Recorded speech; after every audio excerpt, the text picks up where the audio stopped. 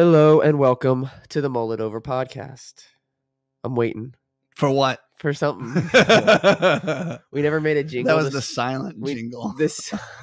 We never made a jingle for our podcast, and so for the first 8 episodes, he's beatboxed, and everyone loves it. It's the only reason they come back for the podcast is because they want to hear the new. They wanna I'm hear- sorry to disappoint. Very everybody. disappointing. We just lost half of our fan base. So today we have a special guest, Caleb Warren, who we have known for years. Say hi, Caleb. How we doing? And Doing- you guys for like Your whole life, probably. probably. What's your earliest memory of us? Probably watching you and Tim play sports in like 3rd grade. In you in 3rd grade or us in like? Y'all were in 3rd grade. Okay, Wow. so I was a youngster. how much younger are you than us? Well, I'm 6 years younger than Tim. So you've been 9? Wait, no, I probably wouldn't have really. I just remember seeing you guys play sports in like that When you early middle were- school. you- When I was a little baby, just running around. Still in diapers? Probably, yeah. Wow. Okay. What was your first memory of my dad? First memory of Mr. Richard This Mall. could be a scary Wow. question. I'm excited. I would say around the same time. If I would want to, I would want to say around the same time. I didn't know like that your dad was doing all the stuff that he was really into until like middle school. But I mean, yeah, I thought he was just like, oh, Just a homeschool dad. yeah, just a regular homeschool dad with the New Balance white shoes and Yeah. Silly dad jokes. yeah, exactly. Shouting at the refs. Yeah. Yeah.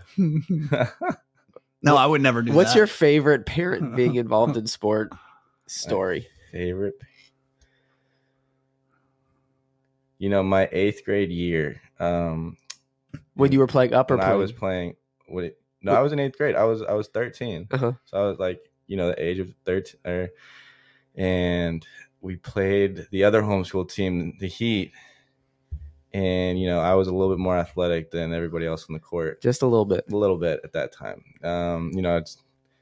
And I was just crushing the ball. And We're playing basketball? We're playing volleyball. Volleyball. We're playing volleyball. And one of the other parents from the Heat team, one of the other homeschool parents, came up to our coach and everybody like during the game. She's like yelling at everybody saying like, no way he's in 8th grade. Like she literally went to the board, try to get me off the team. Oh, that is and fantastic. whatnot. That Like, is a fantastic story. It was crazy. Like it was like a 2-3 week thing. Like I almost was not allowed to play in the next couple of games. For being too good. For being too good. Literally. Those poor context- homeschool kids. For context, the people listening, Caleb has just finished 5 years of college 5 football, years of college football, yeah. and he's getting ready for the NFL draft Yeah, coming up. And he had a workout with the Tampa Bay Buccaneers yesterday. I did. You want to tell us a little about that? Yeah, I mean, dude, it was a dream come true. Getting to walk through the facilities, be on the practice field and whatnot. We were in the locker room of the Bucs. Like there were Bucs players there. Like they were working out and they would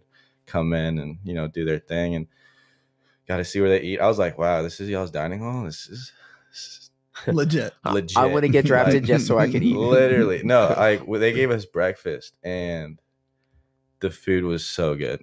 Like in comparison, to, like where I came from, the dining hall that we had at our school, I was like, man, y'all are living luxury. Well, yeah, over there's here. a little bit difference in the budgets there. little bit different in the budget for sure, but And you've been training with some of the Bucks players before. I have, yeah, I've been training. I don't even know how to pronounce his entire Nacho. name. They call him Nacho. Yeah.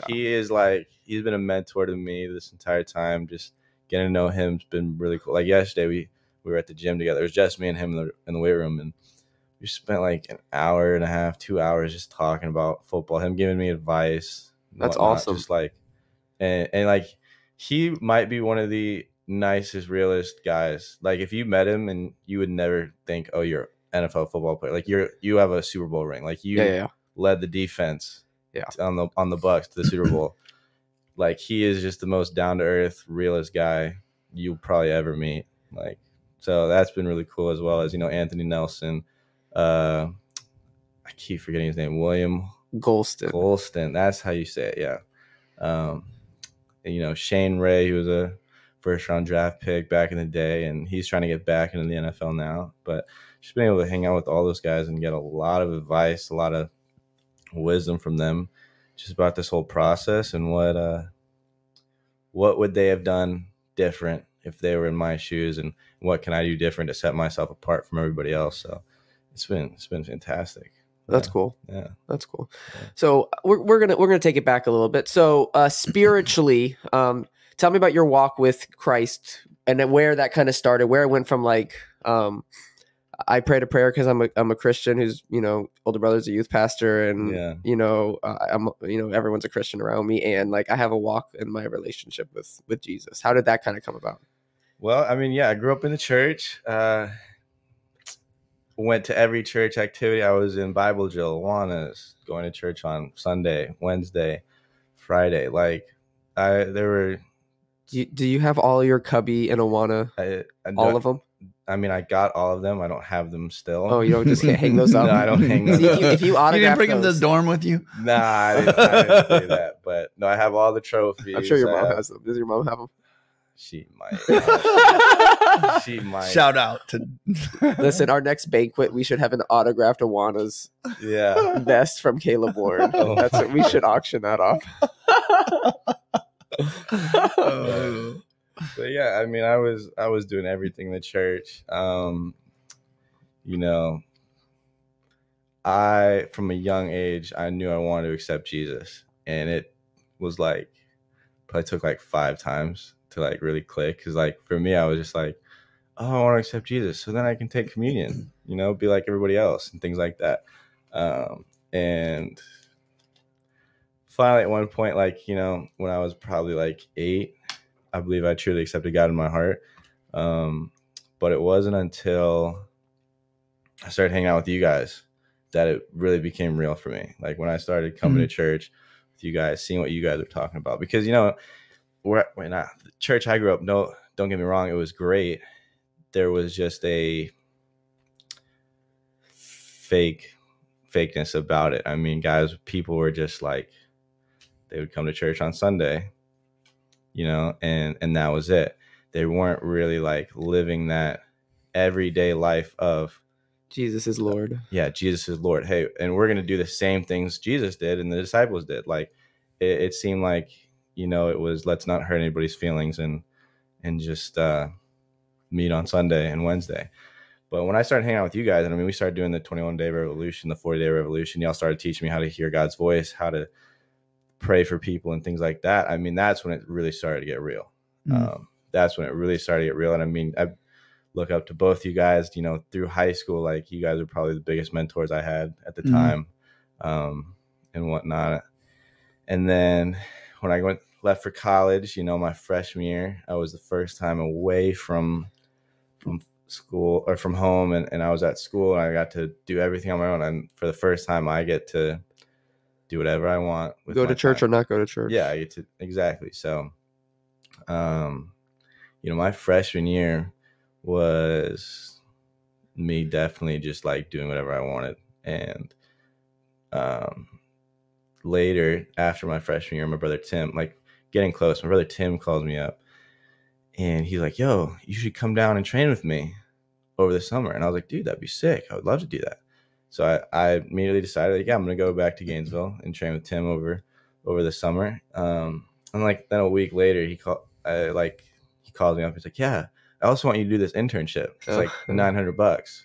I was like, okay. So, I went back. I didn't really want to do it. If I'm being completely honest, like I was kind of like, nah, I don't really want to do that because that's going to be an all day thing. And it's my summer. Yeah, it's my summer. I really just want to like, relax, play football or not train for football and work out and whatnot. And he was like, no, dude, you need to do this. And I was like, okay. In my heart, I knew it was the right thing to do, but I didn't really want to do it, And at the time, I just got earrings. I was like trying to be like a white chocolate flash boy. Oh my goodness! So, like I looked white chocolate flash boy. Yeah. I was. That'll be the title of this podcast. Yeah. Interview with a white chocolate flash boy. Yeah. So I was in my own little world at the time, but over that summer, I mean, we just went back to the basics of what I was learning with you guys, and I remember getting there and like hearing all these people's stories. These people didn't grow up in the church. They didn't have. They literally just found Jesus, but they were so happy, so excited, like on fire for the Lord, like all they wanted to do is read their Bible and pray every day. And I remember like one day I'm like sitting there and I'm like, I've known Jesus my entire life. I've grown up in the church. Why is it Jesus doesn't bring me this much as much excitement as these people get? Mm. And I wrestled with that for a while, like why did they get it and I don't?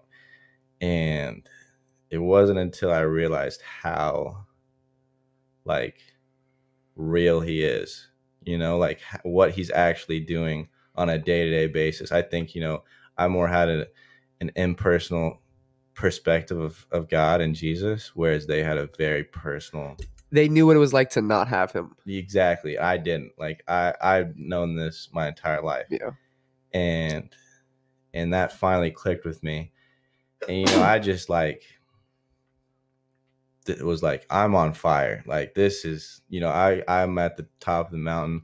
Like this is great. I'm gonna go back to school. I'm starting a Bible study. Like I'm gonna get every one of my teammates, the whole population of the University of Rhode Island is going to see Jesus and whatnot. So that's what I did. I went back and immediately like started creating disciples. Started meeting with guys on my team who we had talked before, and they had a very rough understanding of the Bible and of Jesus, and I could tell they wanted to know more. So, I hit them all up and I was like, hey, I want to start meeting with you guys on a regular basis and just answer your questions, read the Bible together, pray together.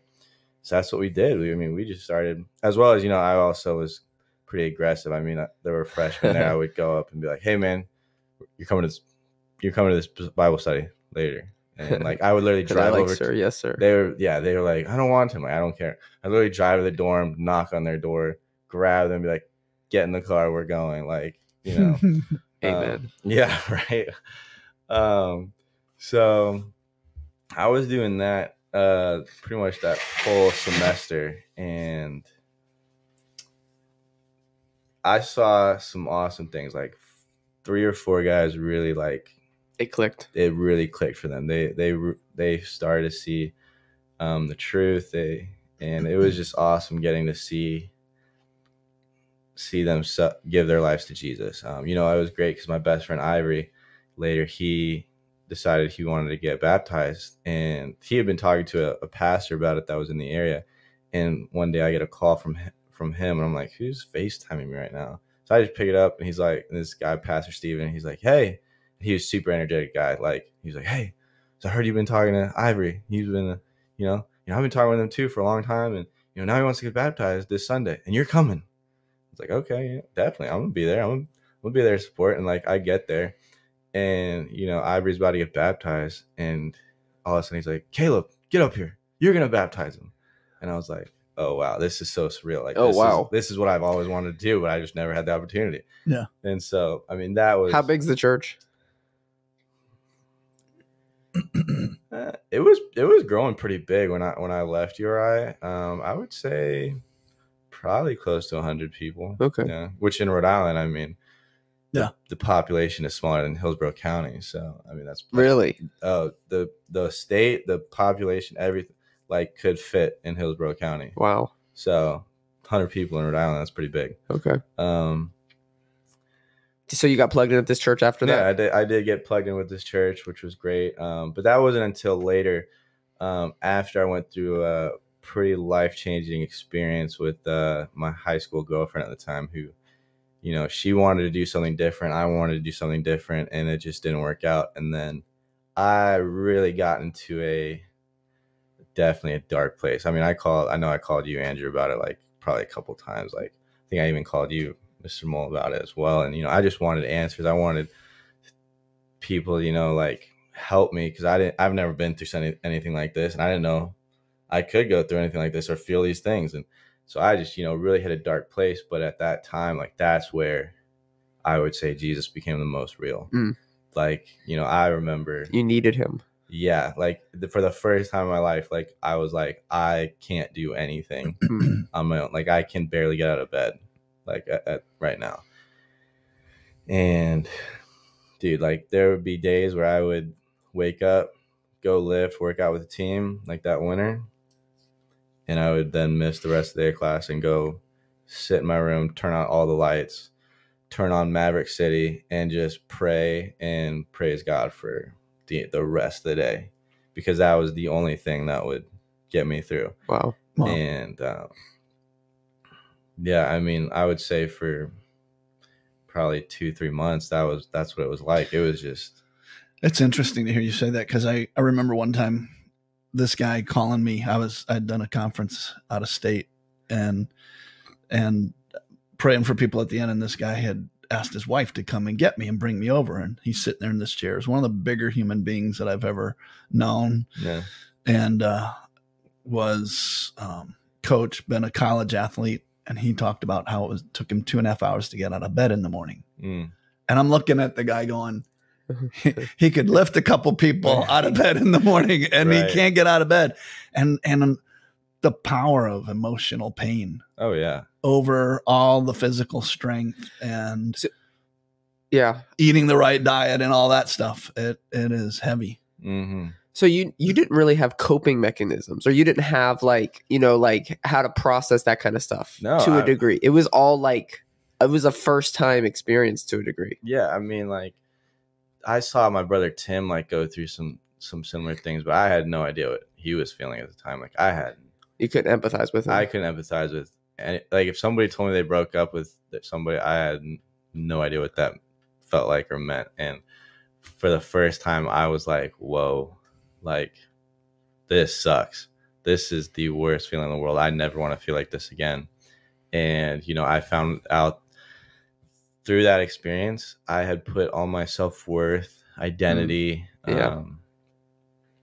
just emotional support and everything into her and into football. I still had football, thankfully, but, that just really crushed me. And for the first time, I was so empty to the point like, I honestly didn't want to continue playing football. I didn't want to do anything. And God was like, all right, finally, now you know what it feels like to be empty and have nothing and feel like you have nothing. So let me come fill you up. And since then, I mean, there doesn't go a day where like I God is not the priority in my life. God is not the number one thing that I'm focusing on. That's awesome. So yeah, I would say like those major experiences were turning points, because like if I realized like if I hadn't gone to that internship over the summer before this all happened, like I probably would have been even worse. I would have been even worse at the time, because like before this all happened, like, okay, now I was learning how to deal with all this stuff. I didn't know I was going to need it. Yeah. But like I was learning, and thankfully, like it took me, after it happened, it took me a little bit, but finally, like I was like, okay, I'm going to go back to what I was doing over the summer. And that worked way faster than whatever I was trying to do. So that's cool. Yeah. All right. So a lot of people go to college and lose their faith. That's not like an uncommon thing. What was your experience like going from, I would say you were kind of on fire for God when you left for college. What was the environment at college? What were the messages you were receiving from other students, faculty? What did you experience, spiritually kind of to a degree entering college? Yeah. So Rhode Island, the whole New England area, I mean, it is a dark place. I mean, like, I know that's where like the Salem witch trials and all that went down. I mean, like the Satan church was actually like a big deal up there, and it's real. I mean, like, I don't know if y'all have seen The Conjuring or whatever. Like, I lived up there when I was young, and there aren't many churches. No. And a lot of the people in churches are Southern transplants. Yeah, literally. And at one time, some of the areas that I've even been to were some of the places where great revivals took place. And now the spiritual darkness is incredible. Yeah. And No, but yeah, I mean, like if anybody's listening, I mean, like if y'all seen The Conjuring and know the story, like that happened in Rhode Island. Like the first movie that was in Rhode Island. Like when I found that out later, I was like, I'm never going back. Like, no, I'm good. Like, and then the third one happened in Connecticut, which is like 30 minutes down the road. So like there is a ton of spiritual warfare happening up there, like every day. And, getting up there, again, it was the first time I was away. I can I don't have anybody like, I have my coaches who like, I had to go to meetings, I had to go to practice, I had to go to lift, things like that. But outside of that, like I could do whatever I wanted. Like no one could tell me whatever to do. And, as an athlete, I'm going to hang out with the other football players. None of them were following Jesus at the time. They were wanting that great college experience of, we play football, we party, we drink, we, sleep with women and whatnot. And as well as, everybody up there is from that northern environment, which again, like the church isn't that big of a deal up there as it is down here in the South. So a lot of guys, like they knew of Jesus, like they've heard it, but they didn't like grow up in the church like I did. They didn't. How many of them would you say would tell you that they were a Christian? Oh, everybody was Catholic. Like that was a big thing, especially guys from New Jersey. Like, oh yeah, I went to CC, I think it's CCD. Yeah. I grew up like I went to Catholic church. I'm Catholic. That's what I am. Yeah. And I'm like, okay, what does that mean to you? It's like who I am. Well, it just means it's the box I check. Yeah, I'm white. I'm a male. Literally, I'm Catholic. I went through these things, and I found out like later, like talking to a lot of the guys, what their thought process was, and I was surprised by this. They're like, I know that that's where I need to be, but like I'm gonna save that for later, like when I mean something, like when I'm older, like that's when I'm gonna go and be a part of the church. That's when I'm gonna go back and be, following Jesus and whatnot.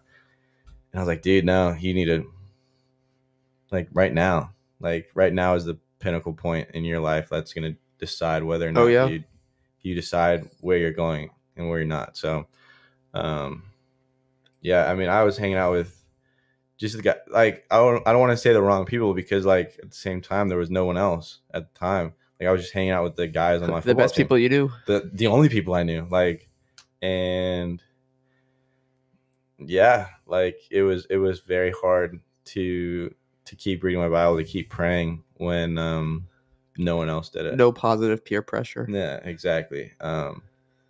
Thankfully, I did find a like Fellowship of Christian Athletes group up there that I found out like a couple of my teammates were going to, and after that, that's when I tried to hang out with them more, and I got plugged in with the pastor who was doing that.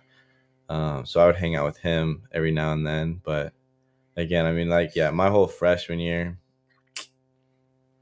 I probably just walked away from God in that moment. Like I just didn't care anymore at that time. So, okay. Yeah. What were the messages you were receiving from like in your classes? Did you feel like it was trying to tear down your faith? I've had people tell me like from the get-go, their first class, it's like, I'm going to convince you not to follow any other higher power, that kind of stuff. Yeah. I didn't have anybody I never took a class where someone was like that.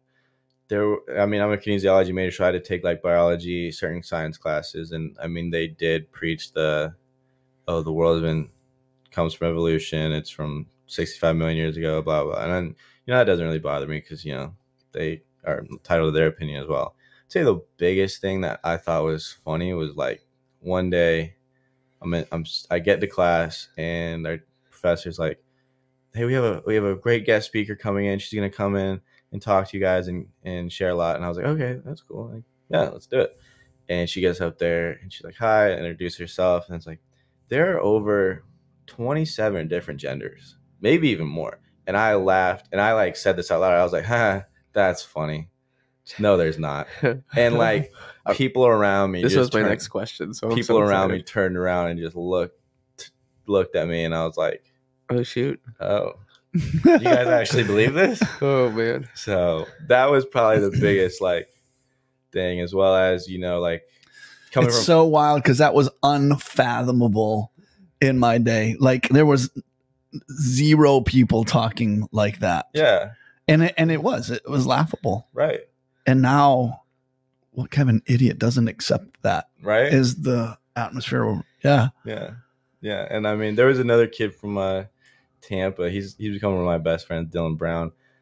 We were roommates, and coming from Florida, like it was a normal thing. Even the homeschool community would be like, "Oh, that's gay," like just about random stuff. Yeah. And so, like, I remember like being in the dining hall, and I said it like, "Oh, that's gay," And like these girls who overheard me and started yelling at me, like yelling at both of us, like, you can't say that. That's homophobic. Like, what's wrong with you? I'm like, we're just talking about Dylan's shirt.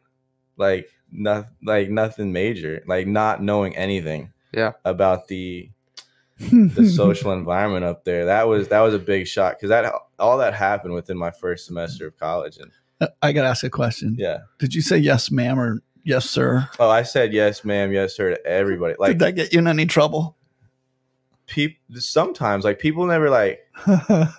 There were those people who like, don't call me that, or like, you know, oh, that makes me feel old, and I'm like, you are. No. Yeah. I was in second grade when we moved up to Massachusetts. Wow. And I'm saying yes, ma'am, to my teacher, and she's going, don't bow, smart mouth me. And I'm like, or are you smart mouthing me? I'm like, no, ma'am. And she is getting more and more livid. And I'm like, what am I doing wrong? I'm trying my hardest to be respectful. And I have no clue why she's getting madder by the sentence, you know. Right. That so funny. No, there were definitely people like that. Like one of my coaches, you know, as players, like everybody, no matter where you're from, as a player, you always are like, yes, sir, to all your coaches. And we had this guy from Massachusetts, a coach, offensive coordinator, come in, who he would literally like get so mad when I would say yes, sir. I mean, yes, coach. Like that's what he wanted. He wanted me to be like, yes, coach, not yes, sir. And it's like, you know, me, second nature, he would talk to me, say something like, yes, sir. And then he would like go off on me about it. You grow up doing it like every time you respond to an adult, and it's honor, it's respect. And it's hard to undo that. Oh yeah. I mean, I do it like to everybody. Like it doesn't matter who I'm talking to. Like a girl could be, I talk to my younger siblings like that. Like, hey, yes, sir. Like, or I'll be like, yes, sir. And sometimes it's being smart, but but that's just part of my vocabulary at this point. So. Well, when I was up north, I learned queer. Queer was a normal word. Like that's queer, and everybody used it there. And then I moved down back to Florida or Virginia, I forget where. I mean, which of the moves, and I started using that, and people were like, "What'd you call me?" And I was like, "I didn't call you anything. What do you mean?" You're like, "I'm not queer," and I was like, I didn't say that. I was talking about whatever, you know, something that was said or done. And I was like, it's the language difference. Yeah. No, it is a huge difference from the north to the south. So, Okay. So what other experience did you have with the whole gender binary, all that stuff? Did you have to memorize the 27 different? Oh, yeah, this threw me off because I had no idea what was going on. So I got into my freshman dorm, and the day of we're moving in, the RA comes around to like everybody on the floor and was like, hey, we're going to meet outside at this time just to meet everybody, just get to know you, and like do an activity. And I was like, oh, that sounds nice. We get out there and she's like, all right, everybody, say your name, your pronouns. Oh, wow. Everything. I had no idea what pronouns were. So everybody goes around, they're saying, I'm Ashley, I'm she, her, hers. And I'm like, why? And I look over at Dylan, like, why are they saying this? Like, what are they doing? And he's like, dude, I don't know. Because he's from Tampa too. He's like, I have no idea what's going on. Oh my goodness. And we're all like, so it comes around to me and I'm like, wow, that's heavy indoctrination. So all of them, that's part of how they've been trained to answer. Wow. Yeah. What school did Dylan go to? Berkeley. Okay. He first went to Jesuit and then he went to Berkeley. Yeah. That's Catholic school, right? Jesuit is. Yeah. I think Berkeley is just a private school. Yeah, I mean, it came around to me and I'm like, I'm Caleb. I'm a guy. I'm a dude. Like, I'm male. Yeah, I'm male. Like, I didn't know what to say. I was like, I have no idea what's going on. So everyone laugh at you? No, everybody just looked at me like I was an idiot. Like, they're like, what's wrong with you? Like, oh my gosh. And I was like, I'm so confused. Did you learn how to answer that question? I learned like years later when all this, like at that point, I don't think it really started to get big as far as like the whole pronouns thing. But years later, I started to figure it out. But it wasn't even at school. I mean, that was just me listening to YouTube, like people talking, like the conservative twins. I don't know if you'll know who those are, but they're just these two guys who are twins who are very conservative, and they just like talk about the politics that are happening in the world. And wow. But yeah, definitely saw some. I met a lot of men who were gay. And big actually, on the football team? No, nobody on the football team. Everybody on the football team was actually like low key against it, but they wouldn't say it at the same time. Like they that's what I think is funny is like, in athletes here, like we definitely have to.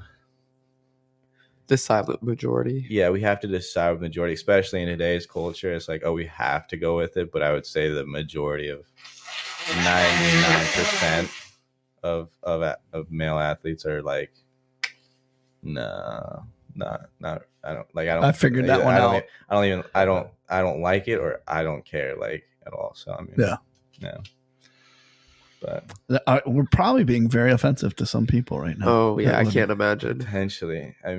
No, don't get me wrong. I love everybody, and I'm always going to show everybody the same love and respect that Jesus did. I know that that's what he would do.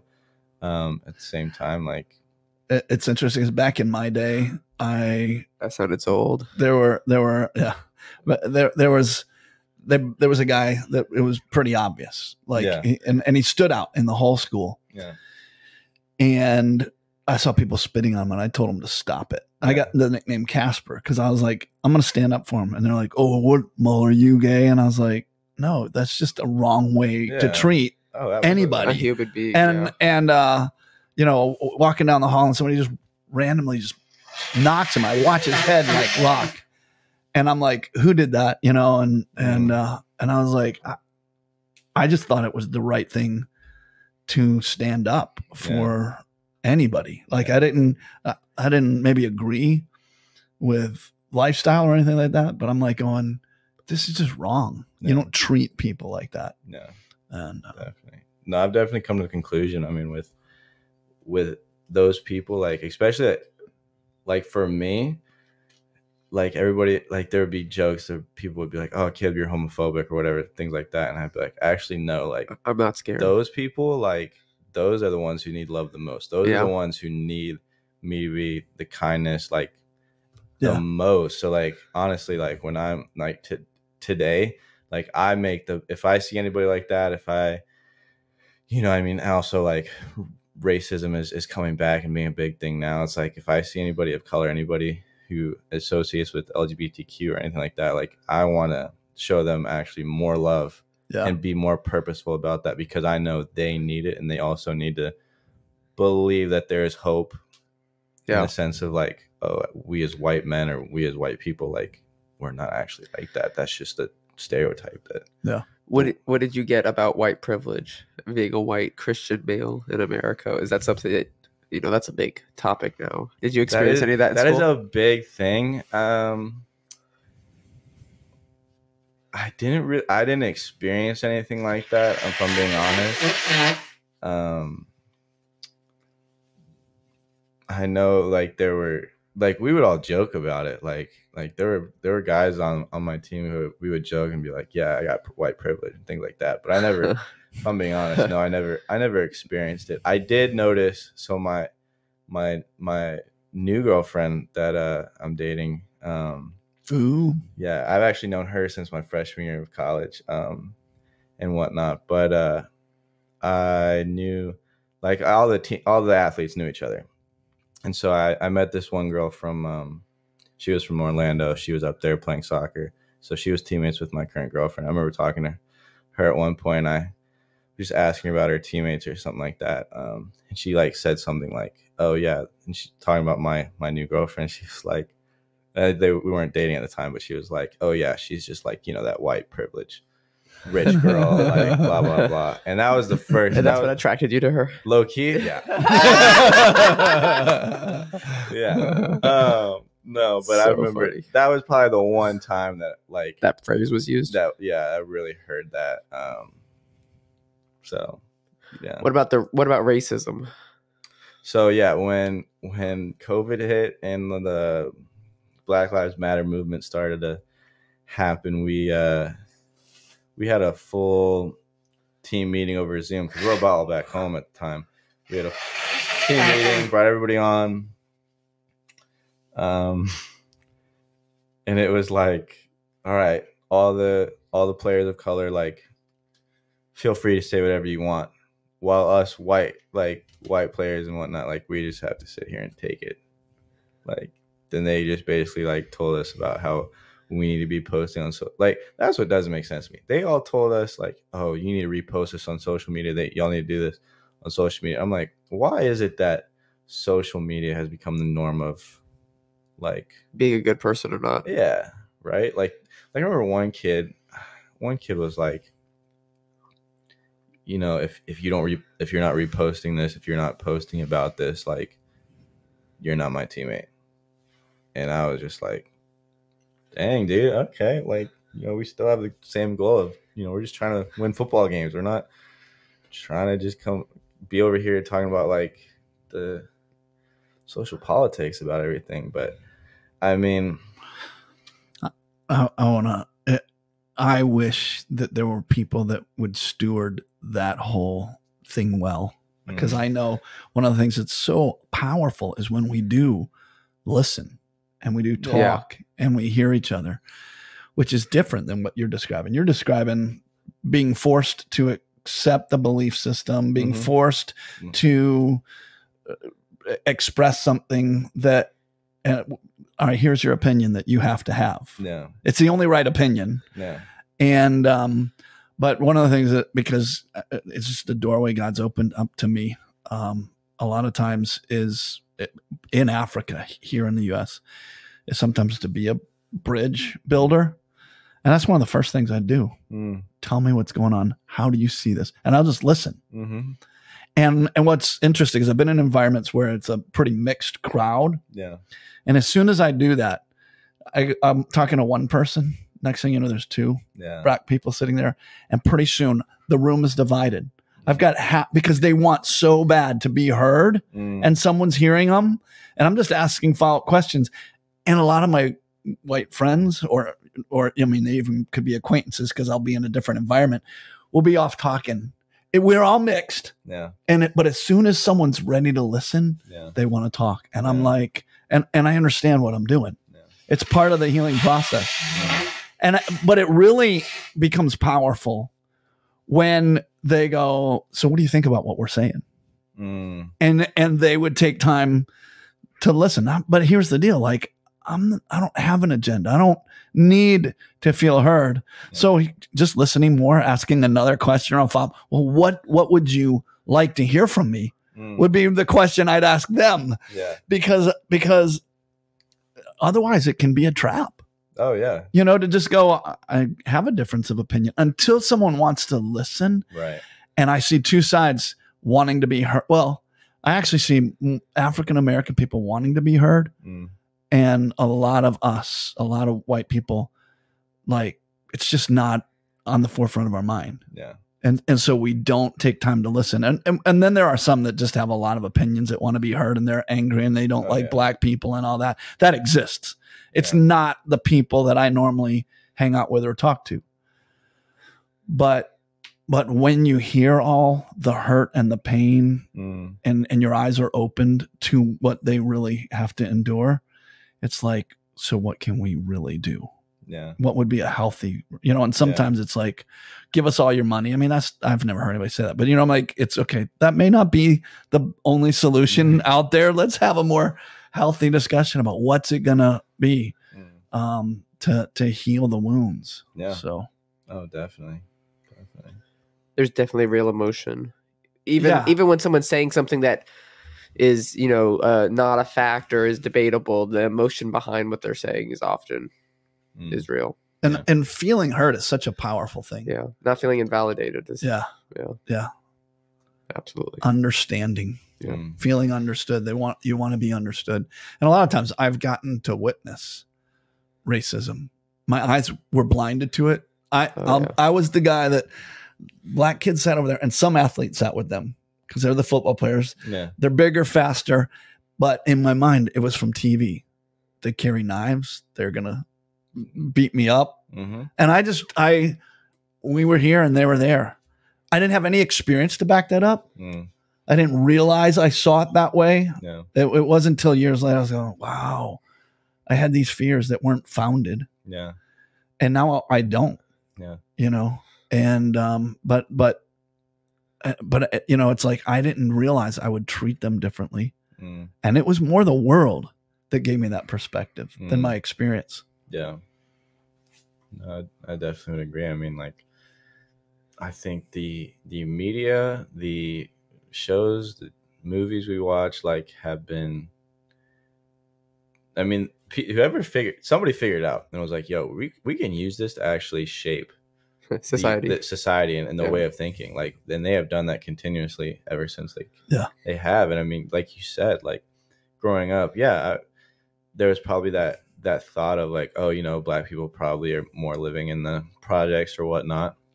And then, you know, they probably deal drugs and things like that. And, you know, I'm not going to say that I probably didn't have that perspective at one point, but then, you know, you meet people and you're like, oh, you're just like us. Yeah. You're nothing like the way you're portrayed on TV. And I mean, again, and then even today, like the way that they're showing everything that's going on. Like, even now you walk out and you, like, I can go over here to Tampa and Brandon and whatnot and meet some of the nicest colored people in the world. Oh, yeah. They like, we all live together, and sometimes they're afraid of us. Yeah. And have a stereotype of what we're like and what we're going to do to them, and that we're prejudiced. Yeah. And we had in one of our youth groups at one point, we had a kid who he said something that at the time I didn't even realize it, but as this conversation has kind of come up, you know, more recently, I've realized like that was incredibly racist. And he was saying like, hey guys, I want you to all pray that I can have a Black friend. And I was like, okay, it's kind of weird, but like, and then one of the kids was like, you literally hang out with a Black guy every day. And he's like, yeah, but his name is Kenneth Ellington and he's a computer engineer. Like, I want a real Black friend. Oh my goodness. At the time we were kind of like, oh, that's kind of funny, you know, whatever. Like, but like thinking back, I'm like, he had an idea of what a Black person was.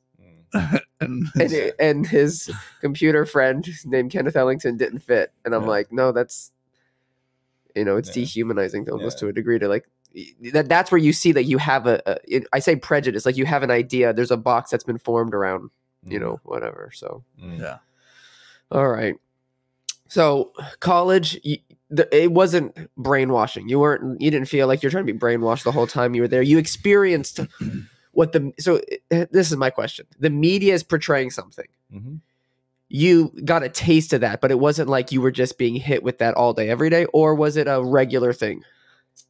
No, I would say, like, if I'm being honest, the brainwashing didn't have with everybody I met, like all the students there. The brainwashing didn't happen in college. The brainwashing happened in high school and middle school. Okay, like, they came in already. They already came in believing all this stuff. Okay. I mean, like, you know, I have conversations with my friends all the time about how, like, oh no, you know, God created the world in 7 days, not in millions of years, and evolution was not a part of it at all.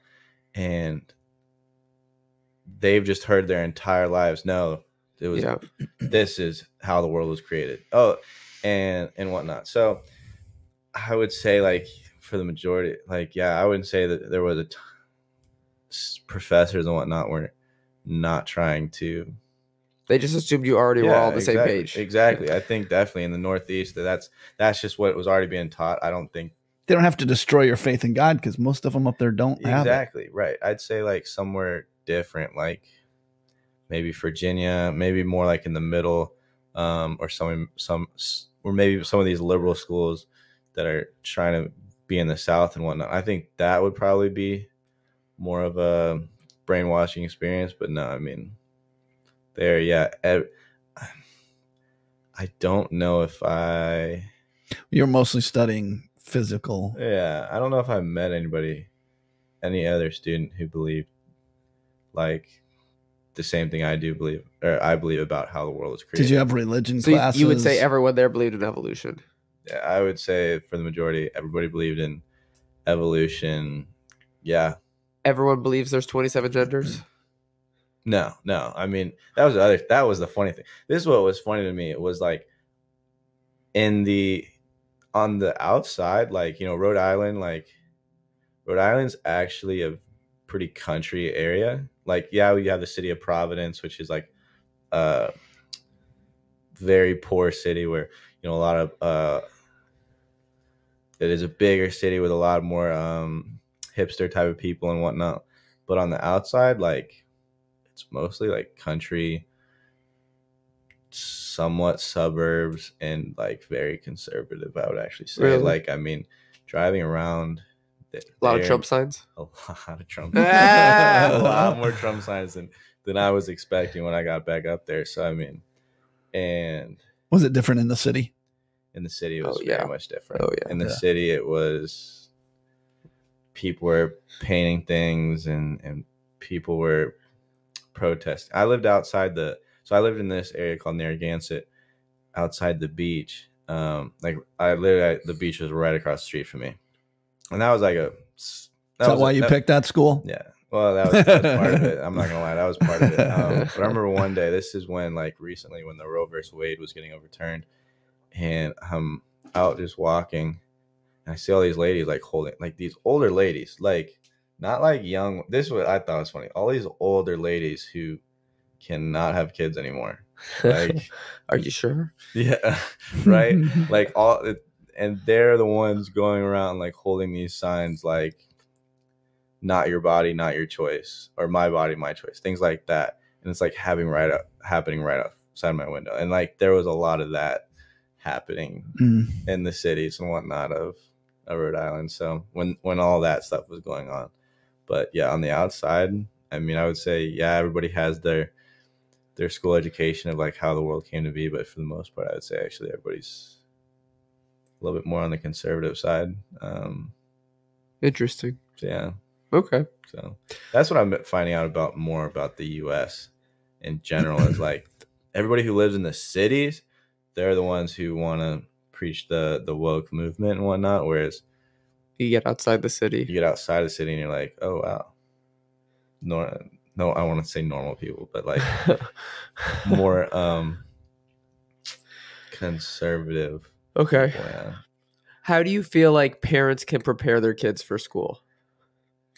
What's something that would have prepared you better? You said your freshman year, you kind of walked away to a degree. What's something that would have prepared you? What's something parents can do with their kids going into this environment? Because I don't know a lot. I'm gonna be honest. I don't know a lot of people who came out who still think the way you think. Yeah. Coming out of college, or even too many people that went in and made a positive impact for Christ. Ooh, oof. It's hard to see that. Yeah. Hard to find that. It's a great question. How can we influence more than we're influenced?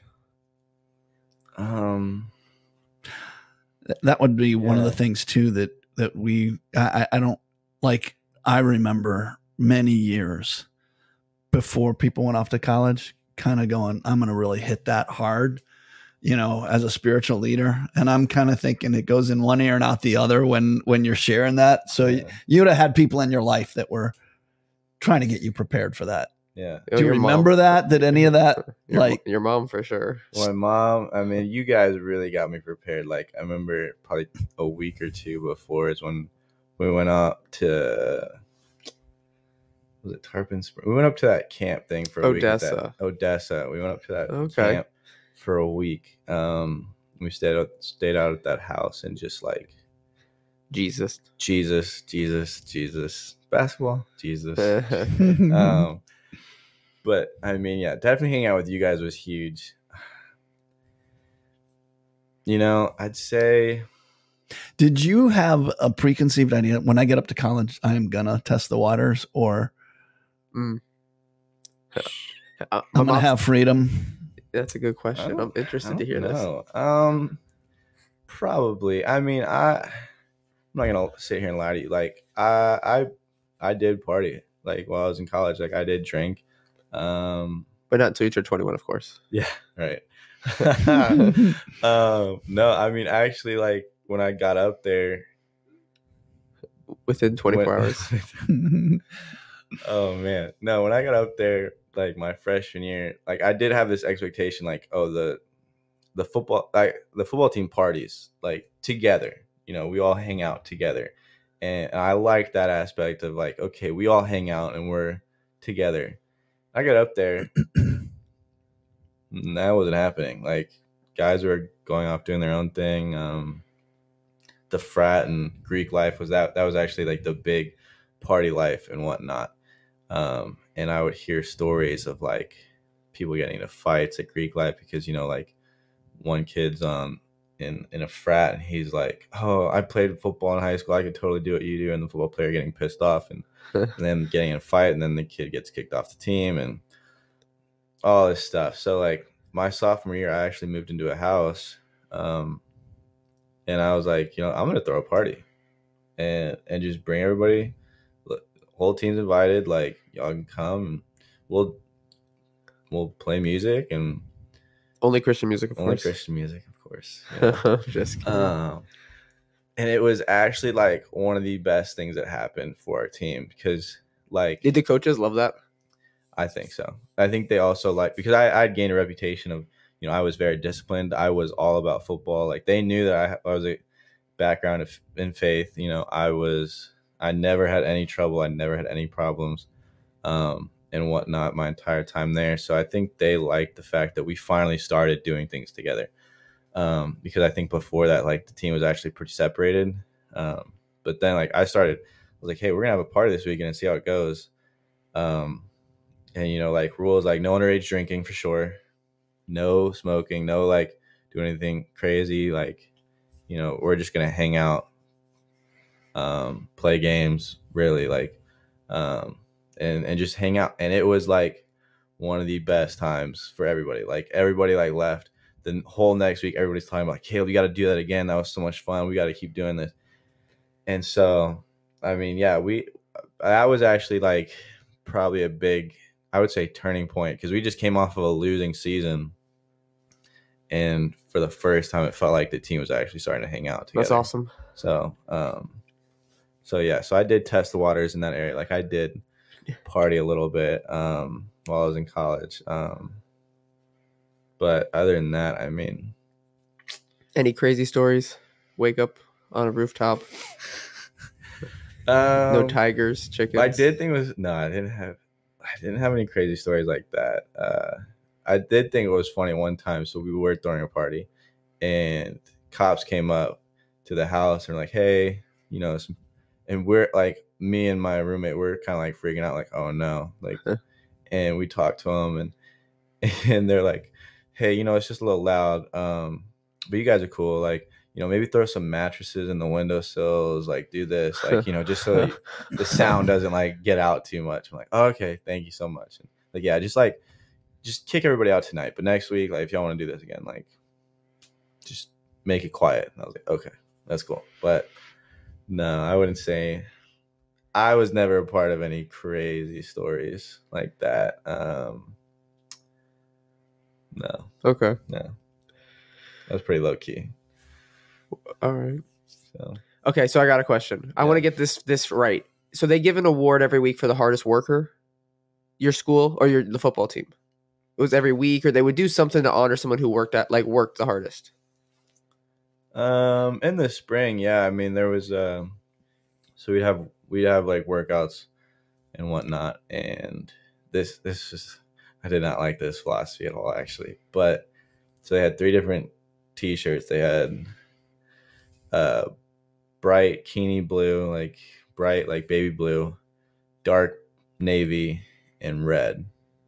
And there were these long sleeve T-shirts that we'd work out in. And so like the first day we all go out and work out, and like we're doing all these drills and stuff. And the next day they put us in these T-shirts, and based on how hard you worked, based on who has a winning mentality, who has a championship mentality, who has an average mentality, and who has a losing mentality. So like losing was red, average was navy blue, and then baby Keene blue was who's championship mentality. So once I found that, because I made it the first day not knowing that was happening. Once I realized that was the case, I was like, okay, I'm gonna be in this every day. But it was. Did you ever not wear your baby blue shirt? Did you ever lose your? Well, baby? no, it was always in the. So we have a locker. So we go in, have a locker that all our stuff is put into, and then when we're done, we put on this loop and we throw it in the bin. And equipment washes it every day, so that was pretty easy. Okay. So yeah, no, I never lost that stuff. Okay. But I would say that was the only time, like, yeah, I got an award for working hard.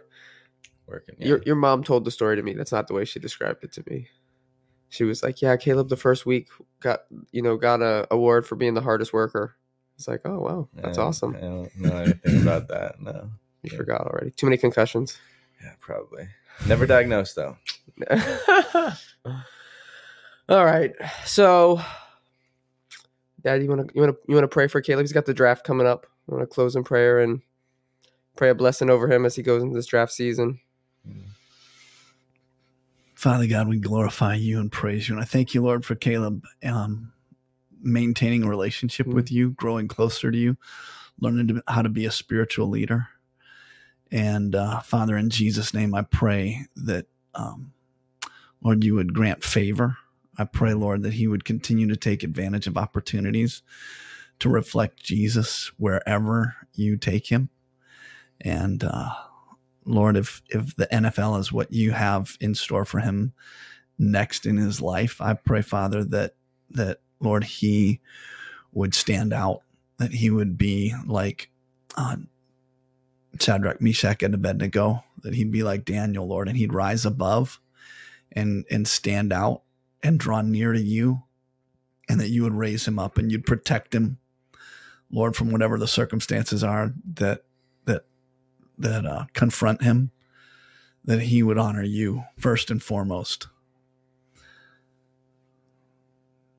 Lord, we thank you for that privilege that we have as in having a relationship with you, Lord, that you stand with us, that you walk with us through everything that life brings our way. We bless you and praise you in Jesus' name. Amen. Amen. And selfishly, please let the Bucks draft him. Amen. Yes, please. Well, thank you for coming on, Caleb. As always, everybody like, comment, and share, and let us know who else you'd like us to interview or what else you'd like us to talk about.